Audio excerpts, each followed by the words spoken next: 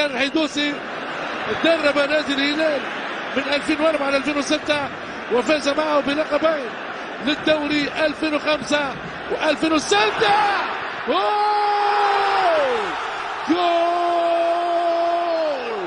جول جول جول الهدف الثاني الشحات في أسعد الأوقات. الهدف الثاني للشحات ملك الأوقات وانفجار في استاد القاهرة الدولي.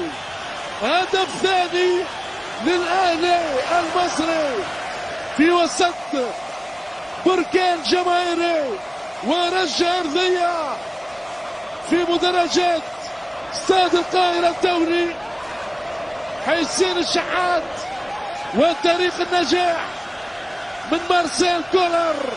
أي كرة ذهبية من بيرسي تاو.